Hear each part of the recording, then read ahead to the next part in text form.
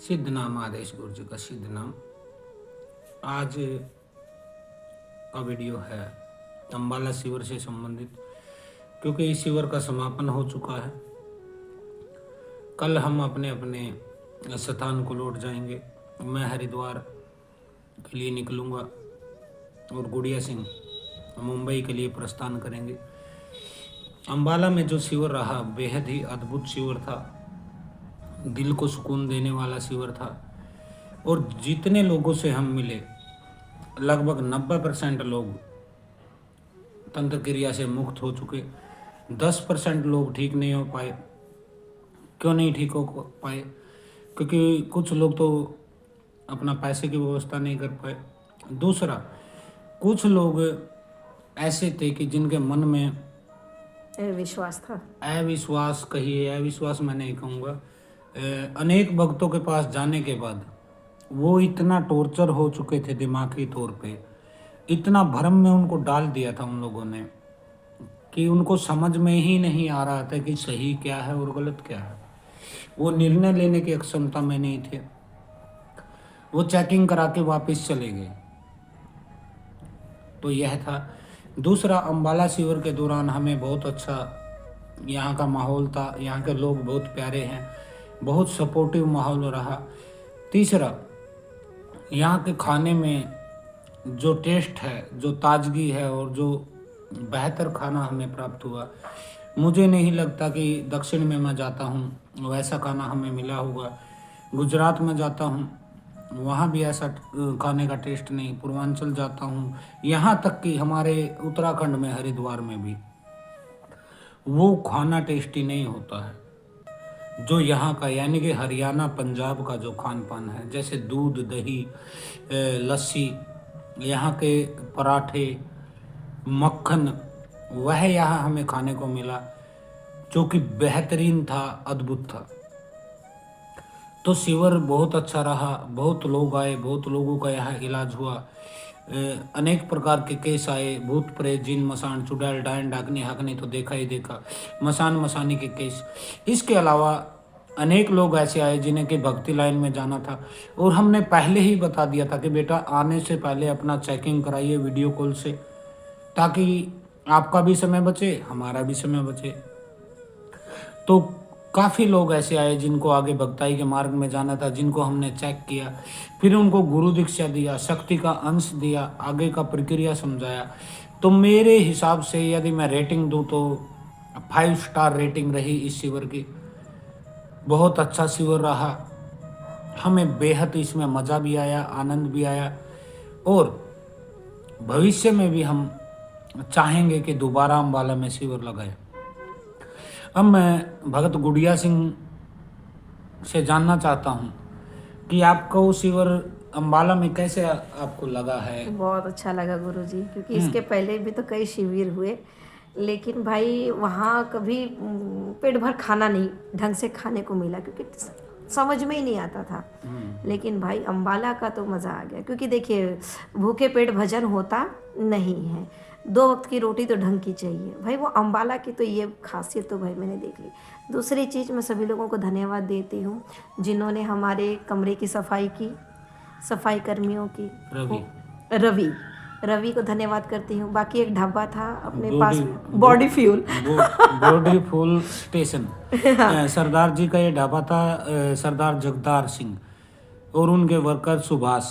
उनको विशेष रूप से हम धन्यवाद देते हैं, क्योंकि बेहतरीन उन्होंने हमें खाना खिलाया। क्योंकि देखिए, मैं साउथ में भी शिविर लगाता हूँ, पूर्व में भी लगाता हूँ, उत्तर में भी लगाता हूँ, लेकिन जो खाना यहाँ टेस्ट था, जो यहाँ की मेहमान नवाजी है, यानी कि हरियाणा पंजाब, वो हमें कहीं नहीं मिलती। क्योंकि मैं खाने में सिर्फ रोटी और सब्जी यूज करता हूँ।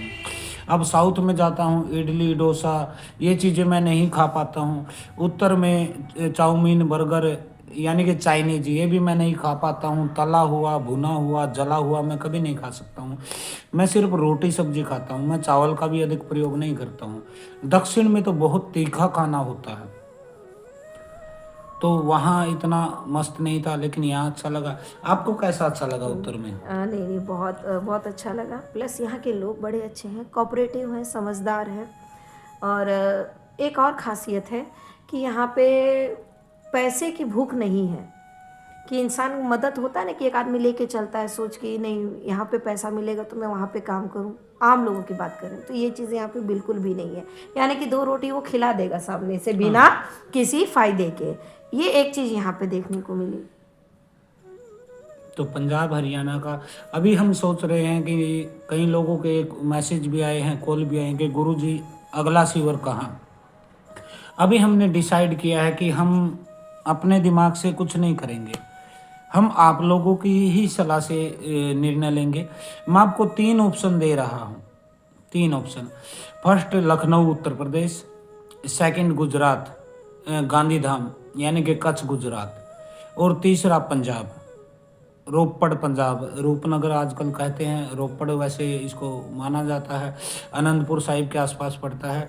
तो आप लोग कमेंट में हमें बता सकते हैं कि हम पहले कहाँ शिविर लगाएं, लखनऊ में लगाएं कि गुजरात के गांधीधाम कच्छ में लगाएं, तीसरा अपना रोपड़ यानी कि पंजाब। तो आप कमेंट में हमें बता सकते हैं। बाकी बेहतरीन शिविर रहा, जो लोग आए मैं समझता हूँ 90% उनकी समस्याओं का हल यहाँ पे हुआ है।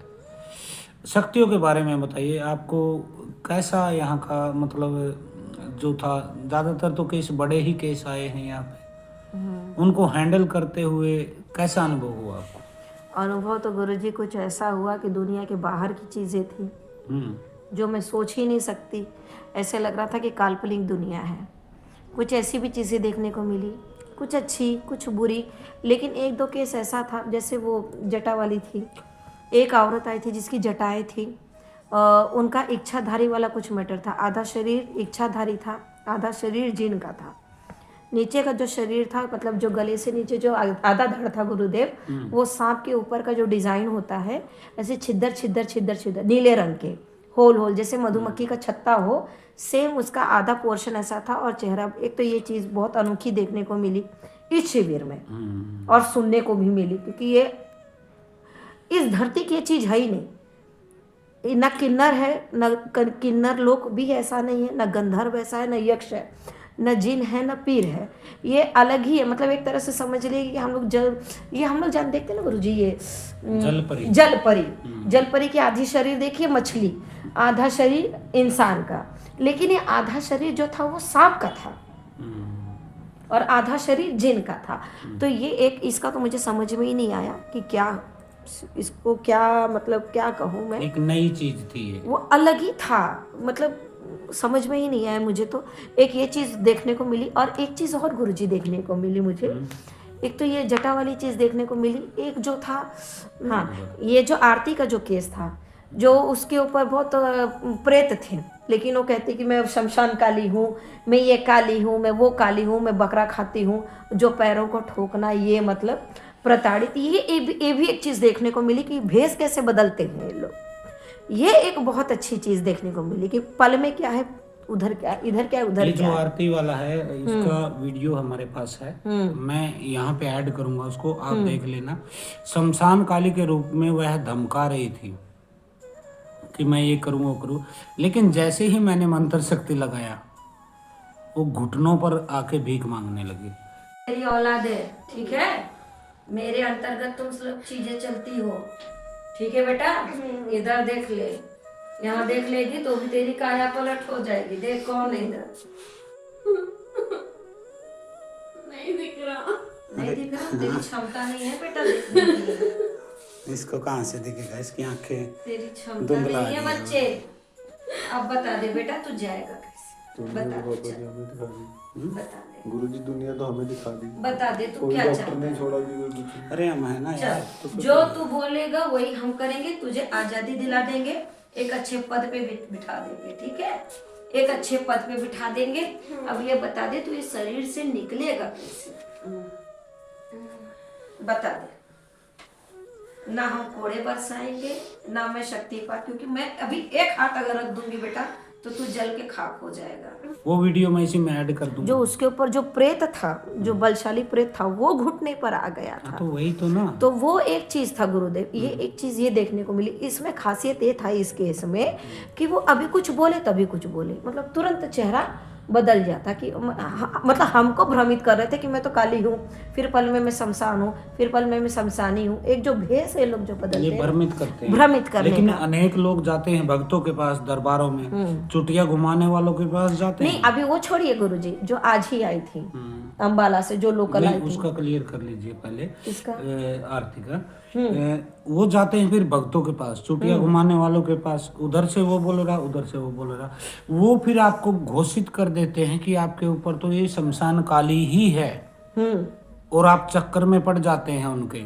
फिर वो बोलते हैं भाई ये तो शमशान में इसका तो अनुष्ठान होगा, बकरा दिया जाएगा, ये दिया जाएगा, इसका तो 50,000 लगेगा, लाख लगेगा, क्योंकि शमशान का नाम सुनते ही व्यक्ति डर जाते हैं। कुछ डर भी जाते हैं, लेकिन कुछ बेवकूफ ऐसे होते हैं ना कि उनको लगता है कि शमशान का नाम लिया तो पक्का काम होगा। ये भी तो बात है गुरुजी, आप ये भी देखिए। ये जो 1.5 शाने होते हैं ना, जिनका दिमाग ज्यादा चलता है ना, वो कुछ लोग डरते नहीं है। 80% लोग खुश हो जाते हैं कि अब शमशान का नाम लिया तो काम मेरा पक्का होगा। वो इस तरह के लोग होते हैं जो ये सोचते हैं कि हमारे ऊपर तो बहुत बड़ी शक्ति है, जबकि वो मामूली प्रेत था। अभी वही केस था ना, देखिए ना, सामने की बात है ना। तो उसको रिलीज किया जा सकता है। तो आप कभी भी आपको कोई बोले कि शमशान काली या फिर कोई ऐसी शक्ति है, तो आप सीधा सीधा विश्वास मत कीजिए उस बात पे। नहीं, इसका भी आज एक उदाहरण मिला, इसका भी आज उदाहरण मिला। जो अंबाला की लोकल आई थी आज, क्या नाम था, समृत कौर। समृत कौर जो आई थी, उनका क्या केस था कि वो इतने दरबारों में गई, उनको क्या बताया गया था कि भाई ये है, वो है, प्रेत है, भूत है, पितर दोष है, आम जो भी है। लेकिन यहाँ पर शुद्ध शक्ति थी। माता मसानी सबल सिंह जी उनके अंदर पूरी शुद्ध शक्ति थी, और उनकी गद्दी भी लगवाई गई आज। आज उनकी गद्दी भी लगवाई गई, बताएगा बकायदा उनका भोग भी दिलवाएगा। उन्होंने बताया भी कि भाई ऐसे। अच्छा, तो ये कैसे पता चला, ये भी बहुत बड़ा सवाल है जनता का, कि हमको कैसे पता चलेगा कि भाई ये अच्छी शक्ति थी नहीं। भाई ये दिव्य दृष्टि जिसके पास होगी ना, वही देखेगा। बाकी बेवकूफों के बस की बात नहीं है, क्योंकि वो ये भी बता रहे थे ना, उनके हस्बैंड लकी भैया क्या बोले कि भाई हम बहुत भक्तों के पास गए, किसी ने बोला पितर दोष है, किसी ने बोला प्रेत है। बिल्कुल भ्रमित कर दिया उनको, भ्रमित कर दिया। लेकिन जबकि माता चल रही थी, सबल सिंह जी चल रहे थे, बाबा सबल सिंह जोड़े में चल रहे और थे, माता मदानंद जोड़े में थे उस बेटी के ऊपर। और वो बेटी बहुत ही साफ हृदय की, बहुत ही उसकी सोच सकारात्मक थी। लेकिन भक्तों के पास जाने के बाद चुटिया घुमाते और बोलते थे कि इसके ऊपर तो प्रेत है, इसके ऊपर तो जिन है, पीर है। लेकिन दोनों ही शक्तियां बहुत शुद्ध। लेकिन मसानी को और बाबा सबल सिंह बावरी को किसी भगत की औकात नहीं हुई कि उनको वह प्रकट कर दे, यानी कि हाजिर कर दे। लेकिन तो उन्होंने खुद भी एक्सेप्ट किया ना, नहीं बोला गुरु जी की, मतलब मैं एक तो उनकी जो गुरु थी, लेडीज गुरु थी और समृत की, उसने क्या कहा कि एक तो मैं उसके सामने आई, दूसरा मैं आपके सामने आई, बाकी मैं किसी के सामने आती ही नहीं है। तो प्रेत घोषित कर दिया जाता है। 11-11 शनिवार मंगलवार हाजिरी लगाते हैं, होना जाना कुछ नहीं है। लेकिन जैसे ही मैंने मंत्र शक्ति का प्रयोग किया, तुरंत माता खुल के आ गई, माता मसानी, और वह क्रोधित स्वरूप में थी। लेकिन जैसे ही मैंने बोला छोटी मम्मी, वो तुरंत खुश हो गई, बोला अब सही जगह लेके आई हूँ इसको मैं। फिर बाबा सबल सिंह बावरी आए। नहीं, उन्होंने एक बात और कही, इन्होंने एक बात और कही कि ये आज का ही लास्ट इसका दिन था। ये मैं इसको बोल के लेके आई अपने हस्बैंड को, नहीं बोली थी कि आज तेरा लास्ट दिन है, आज ये अंतिम दिन है कि तुझे समझ में चीज आ जाएगी, मैं यहाँ लेकर आई हूँ इसको। बिल्कुल। तो शक्तियां जो शुद्ध शक्तियां होती हैं, सही शक्तियां होती हैं, वो आपको सही जगह ही ले जाती हैं। तेरे घर में मैं भी जाट परिवार से हूँ, लेकिन मैं भी तो इस काम में हूँ भाई। लोग पैरों में पड़ते हैं आगे, कौन सी इज्जत कम होती है हमारी, तू बता दे।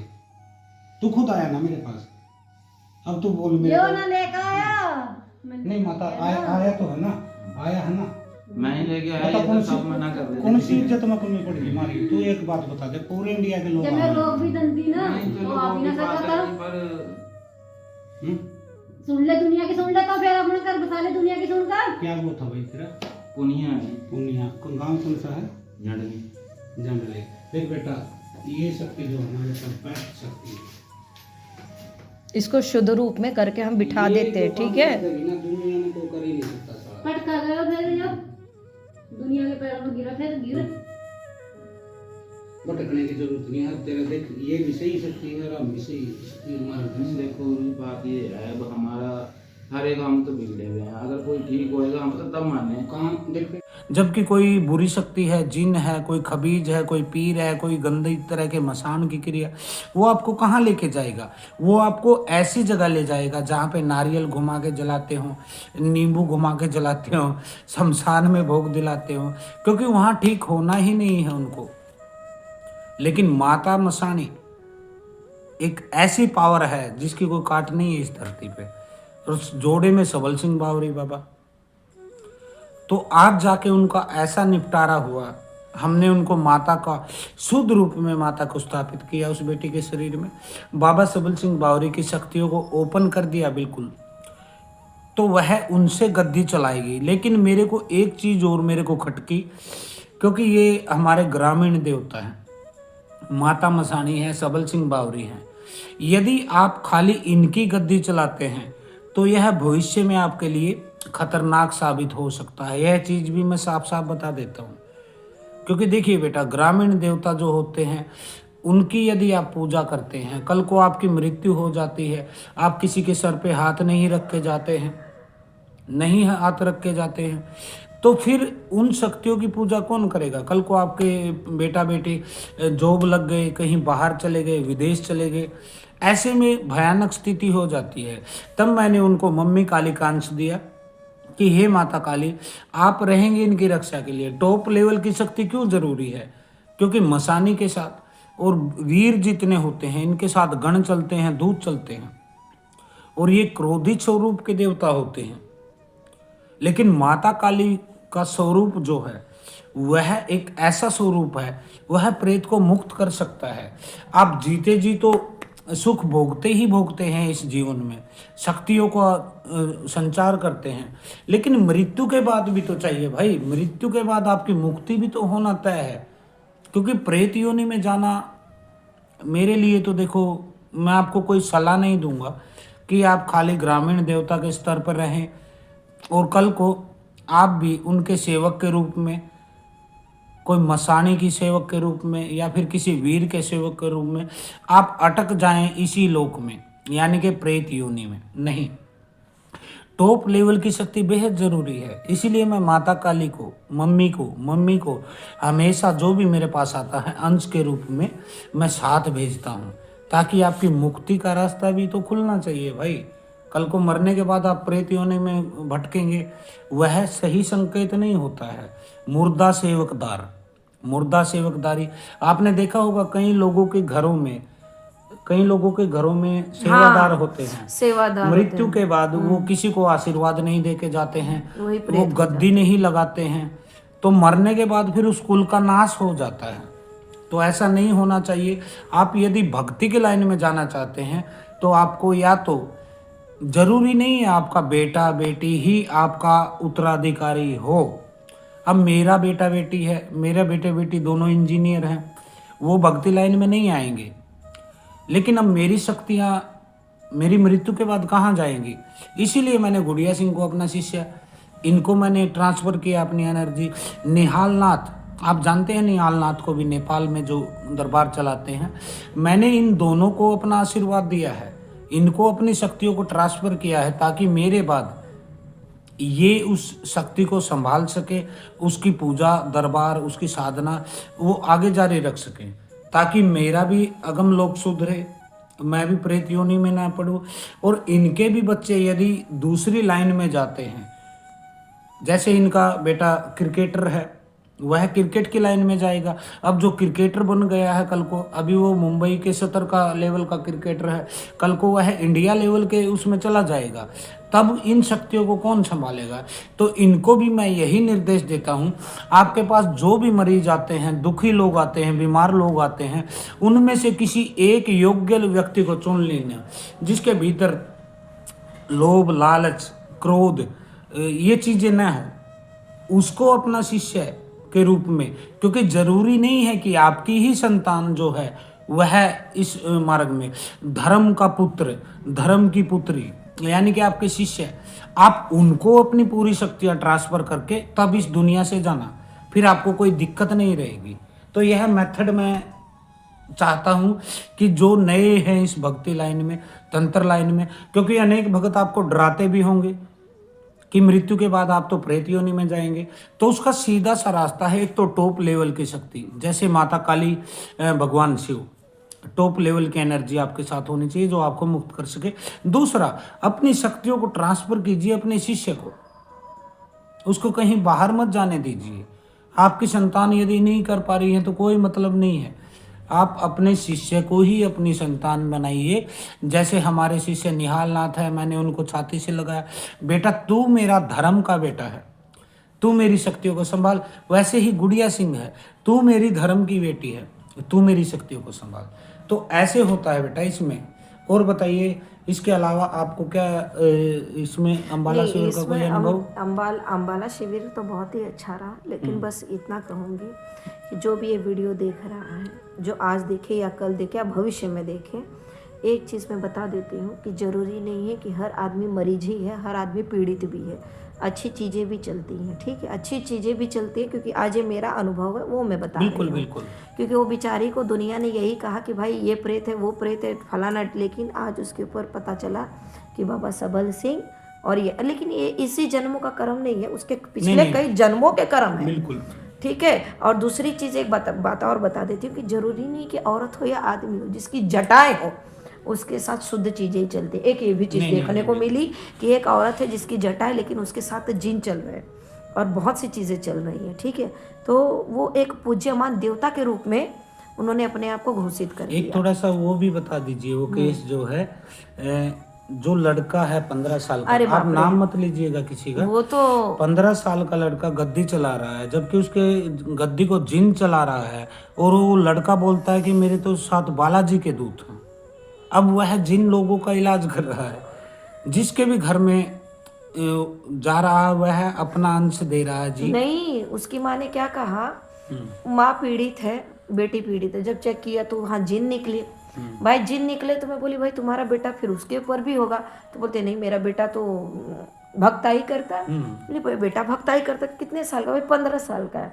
और कितने साल से भक्ताई कर रहा है? 4 साल पहले से भक्ताई कर रहा है। यानी कि अभी वो 15 साल है तो 10 साल की उम्र से वो भक्ताई कर रहा है। बताओ 10 साल का बच्चा, यानी कि 15 साल का, यानी कि 10वीं का बच्चा, और वो 4 साल पहले से भक्ताई कर रहा है, यानी कि 7वीं से वो कर रहा है।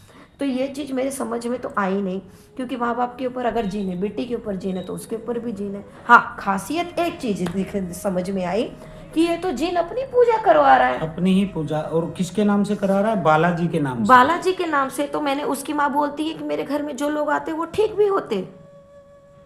मैंने कहा ठीक होते? बोलती हाँ। मैंने कहा बेवकूफ़, वो ठीक तो होते ही है, वो मैं नहीं कह रही कि लोग नहीं ठीक हो रहे, लेकिन वो ठीक करके अपना अंश दे रहा है। यानी कि भूतों का एक मोहल्ला। हम लोग मैंने 2-3 पिक्चरें भी देखी हैं गुरुजी, जिसमें पूरे गांव का गांव खंडहर भूतिया घोषित हो जाता है। ये वही सिस्टम हो रहा है, यानी कि भूत अपनी एक सेना तैयार कर रहा है। यानी मैं तो सोच रही हूँ कि अगर 4-5 साल में उस लड़के ने अगर 10 घर भी ठीक किया, तो यानी कि 10 घर में वो अपनी पूजा करवा रहा है, उसने अपना अंश दे दिया। अब जिन अपने मुताबिक चल रहा है, पूज्यमान बन गया है। पूज्यमान मतलब ये बहुत खतरे की घंटी है भैया। यानी कि धरती पे जीते जी पताल देखने को मिलेगा।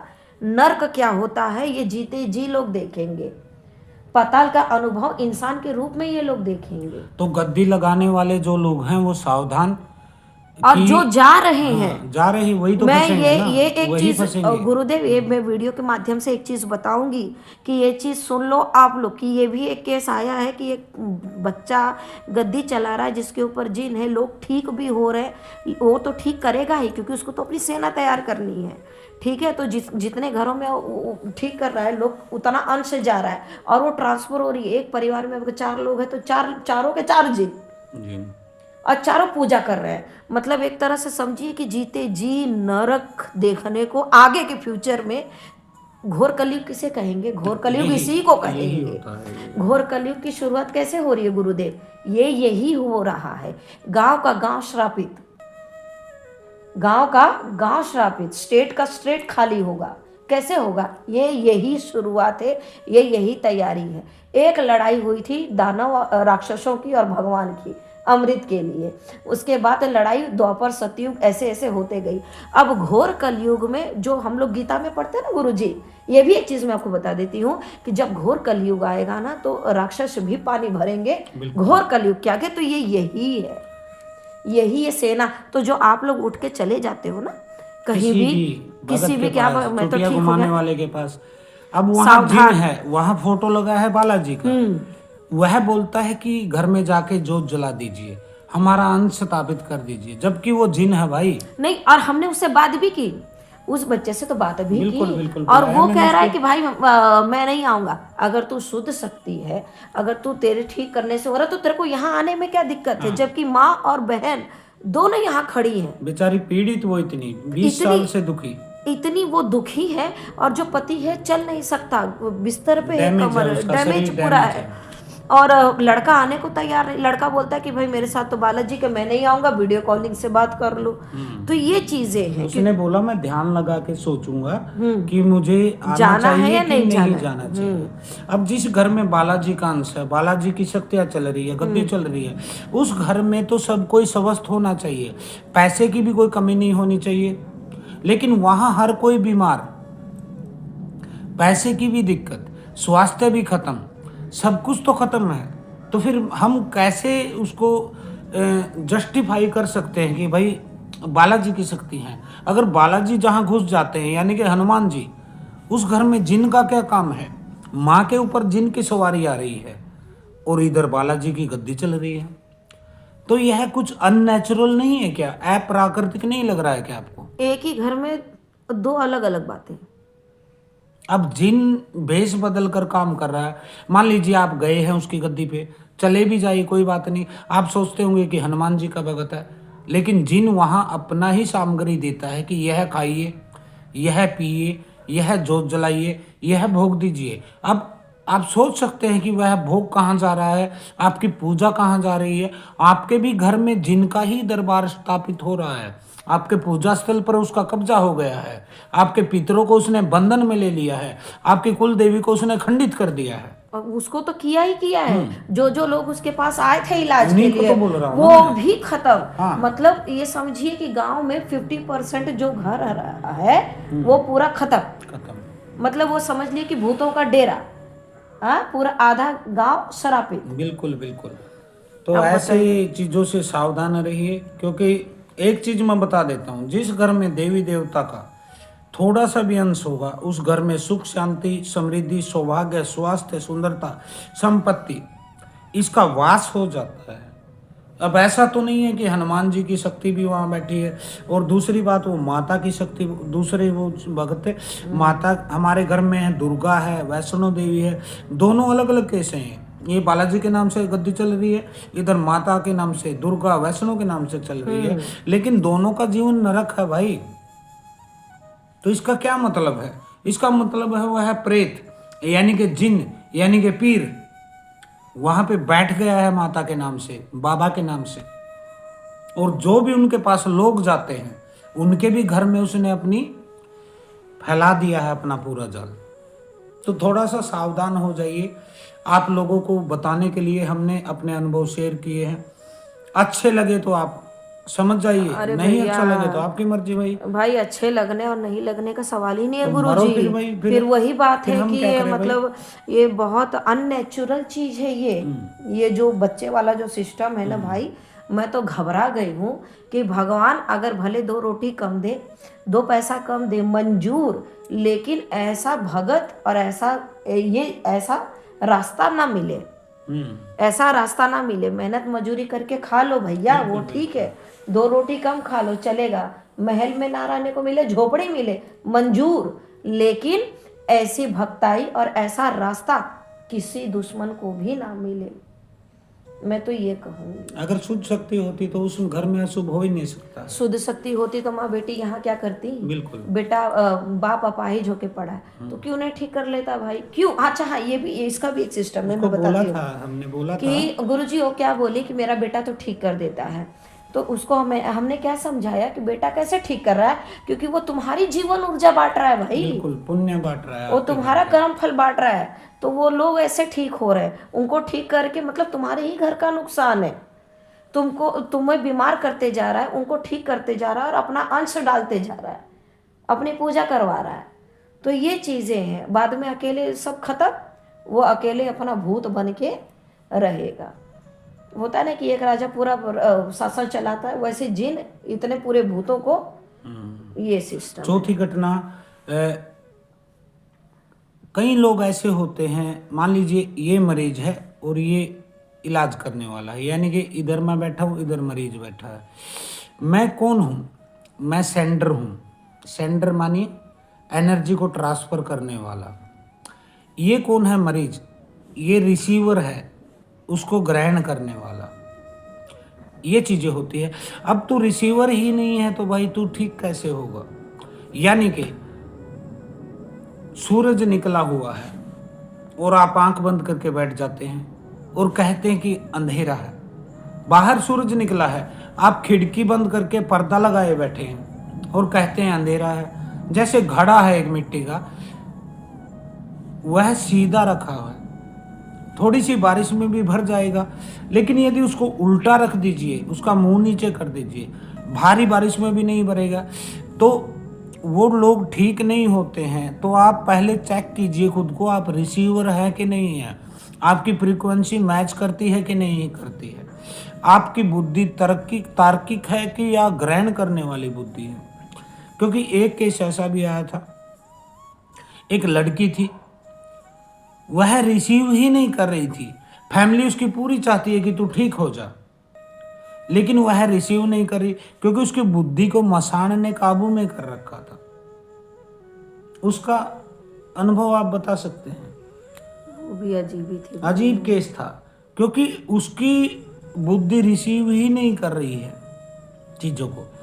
मैं कहता हूँ तू ठीक हो जाएगी, वो कहती है इसकी क्या गारंटी है कि मैं ठीक हो जाऊंगी। मैं कहता हूँ कि ये मंत्र कर लीजिए, वो कहती है कि इस मंत्र से क्या होगा, मैं तो 40 का जाप करती हूँ। मैं कहता हूँ कि बेटा तू इस भगवान की पूजा कर ले, वो कहती है इसका तो कोई मतलब ही नहीं है भगवान का। मैं कहता हूँ कि तू मेडिटेशन करना शुरू कर दे, तो वो कहती है मेडिटेशन से क्या होगा। तो ऐसे लोगों का कहीं राहत जब नहीं किसी मिलती चीज है। से कुछ होगा ही नहीं तब तू आई ही क्यों? तो फिर भी दुखी हैं वो लोग। धक्के खाने में क्या फायदा भाई, अपना भी समय बर्बाद करे, हमारा भी समय बर्बाद करे। बाकी आज माता मसानी और जो सबल सिंह वाले बावरी का केस था, बिल्कुल शुद्ध शक्ति खुश हो गई भाई। लेकिन एक चीज और जान लीजिए, मैं एक छोटा सा बता देता हूँ। आपके घर में कोई भी दिव्य शक्ति है, आपके आसपास के लोग आपसे जलते हैं, वो कहना शुरू कर देते हैं कि प्रेत है इनके तो भीतर, प्रेत है। तो आप उस चीज से घबराइए मत, क्योंकि कोई भी ऐसा व्यक्ति नहीं है जो आपके अच्छे में खुश होगा, आपके आजू बाजू का। तो मत घबराइए, आप बिल्कुल अपने ध्यान से, धारणा से, अपनी आत्मा से, अपनी भक्ति मार्ग पर लगे रहिए। सूर्य छुप सकता है रात के समय, लेकिन सुबह फिर वो निकलता है, उसका प्रकाश फैलता है, और जब सूर्य का प्रकाश फैलता है तो दूध का दूध और पानी का पानी अपने आप हो जाता है। और बेटा भगत और जगत का हमेशा से ही बैर रहा है। आपने देखा बुद्ध महाराज हुए, महात्मा बुद्ध, उनको पत्थर मारे गए, पागल हाथी उनके पीछे दौड़ाया गया जगत के द्वारा। महावीर हुए, उनके कानों में सुइयां घुसो दी गई। जीसस हुए, उनको सूली पे लटका दिया गया। मीरा के साथ क्या व्यवहार किया इस जगत ने, कभी उनको माना भगत? कबीर के साथ क्या हुआ, नानक के साथ क्या हुआ? आप जब भी भक्ति लाइन में आगे बढ़ने की कोशिश करेंगे, आपका सतर ऊपर होगा, ये जगत आपका बैरी हो जाता है भाई। चाहे आपका बैरी हो, किसी भी रूप में आपको बदनाम करे, आपके जलील करे, आपके बारे में अफवाह उड़ाना शुरू करे, तो मीरा कभी नहीं रुकी, तू बोलता रहा जगत। उसने भी कहा था कि भगत और जगत का वैर होता है, और ये रियलिटी है। इसलिए बेटा, यदि आप भक्ति करती हैं, आप किसी शक्ति की पूजा करती हैं, माता की पूजा करती हैं, उनका अंश आपके ऊपर है, तो जगत बेशक आपको बदनाम करे, आपको एक ही चीज़ बोलना होता है, अपना मन में बोलिए या खुल के बोलिए, मैं कहूँ बजा कर ढोल बाबा मेरा है। ढोल बजा के कहा मीरा ने, कान्हा मेरा है, और उन्होंने कान्हा को उतार लिया जमीन पे। तो किसी के कहने से सुनने से मत घबराइए। आपको क्या बोलता है कोई जगत, उस चीज़ को छोड़ दीजिए। अपने पूर्ण परमात्मा में जो भी आपके इष्ट है, आपके इष्ट हनुमान है, राम है, माता काली है, कृष्ण है, माता मसाणी है, गोगा जाहरवीर है, गुरु गोरखनाथ है, बाबा बालकनाथ है, बाबा कालीवीर है, नाहर सिंह पांडे है, जिसके भी आप भगत हैं, पूर्ण निष्ठा उनके ऊपर रखिए। एक दिन ऐसा समय आता है, बिल्कुल आता है ऐसा समय, वो मैंने अपने जीवन में भी देखा है, वही जमाना झुक जाता है आपके चरणों में।